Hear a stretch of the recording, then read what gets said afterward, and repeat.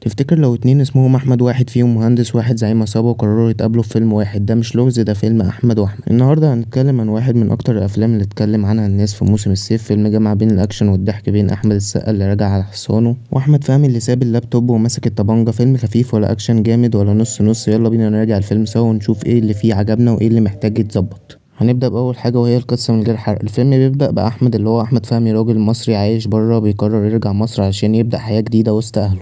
لكن بيحصل له صدمة لما يلاقي خاله اللي هو برضه اسمه أحمد، اللي هو بيقوم بدوره أحمد السقا، اتعرض لحادث غريب وفاقد الذاكرة تماما. بس الغريب مش كده، الغريب إن كل الناس اللي حواليه بتقول إن خاله ده مش راجل عادي، ده زعيم عصابة تقيل. فهمي بيحاول يكتشف الحقيقة، هل خاله مجرم فعلا ولا دي لعبة كبيرة أكبر من كده؟ ومن هنا بتبدأ رحلة فيها مطاردات، أكشن، ضحك، ومفاجآت كتير. تاني حاجة التمثيل والأداء. أحمد السقا بيرجع بقوة لدور الأكشن اللي فيه شوية غموض، بيقدم شخصية مختلفة فيها توازن ما بين القوة والضعف، بينتقل من مشاهد المعارك لمشاهد الهزار بسهولة، بس واضح إنه كان مستمتع بالدور. أحمد فهمي بقى عامل دور الراجل العادي اللي اتسحب فجأة لجوه عالم غريب عليه، وبيتحط في مواقف كوميدية غصب عنه، وده نوع الأدوار اللي فهمي بيبدع فيها. بس هنا كمان في تطور، مش بيهزر بس، لأ، في لحظات جد ودراما محترمة. الكيميا ما بينهم كويسة جدا، مش الأفضل بس لايقة على الفيلم وخلت المشاهد ماشية بسلاسة. تالت حاجة الإخراج والتصوير. المخرج أحمد نادر جلال عمل شغل محترم، مطاردات متصورة حلو والإيقاع سريع ومش بيزهق.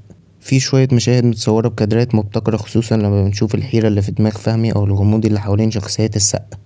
بس عندي ملاحظة، في لحظات بتحس إن في مشاهد كان ممكن تشد أكتر ويبقى فيها توتر أعلى.